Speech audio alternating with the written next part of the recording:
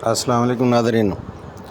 अज 30 अगस्त 2025 रात के तकरीबन 11:30 बजे तुसीं वेख रहे सो कि इस टाइम मैं बाहर फिरना दरिया दे जिथे पानी सैलाब ज़दा इलाका है उत्थे।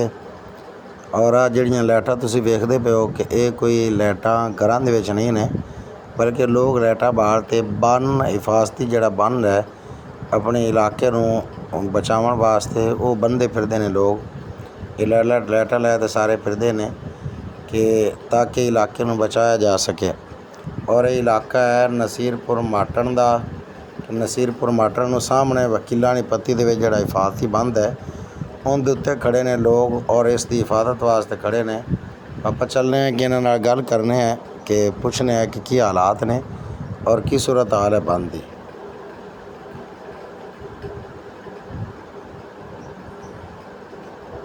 अस्सलाम वालेकुम जी। वालेकुम सलाम जी मियाँ साहब, की सूरत हाल है? सूरत हाल तो जी बहुत नाजुक है। बाकी इंशाल्लाह हिम्मत मदद खुदा कोशिश कर रहे हैं कि साडा पिंड बच जाए।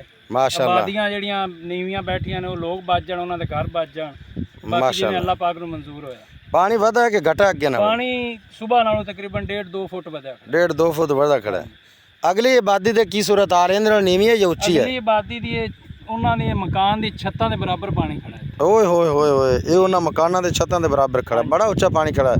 वेखदे पासो जी तुसीं लाइव रिपोर्टिंग कि पिंड दे बंदे आए खड़े, पूरे पिंड दे बंदे माशाअल्लाह नंबरदार साहब लैते आए ने ते अल्लाह पाक इन्हां दी काविश नूं पूरा करे ते रब मेहनत दा फल नसीब करे। तो इंशाअल्लाह मज़ीद असीं तुहानूं पल पल दी अपडेट देंदे रहां। तो नाज़रीन, ये है आवाम दी सूरत हाल कि आवाम अपनी मदद आप देता है। तो कोशिश है हर बंदे दी कि अल्लाह करे कि इस मुसीबत तो बच जाइए, अल्लाह इस मुसीबत तो बचा ल जाए। तो अल्लाह ताला इंशाअल्लाह अपना फजल फरमावेगा। ज़रूर इंसानां दी मेहनत नूं अल्लाह ताला उसका सिला अता फरमावेगा अपने बंदिਆਂ ਨੂੰ। अपने बंदिਆਂ ते फजल फरमान वाली ज़ात है।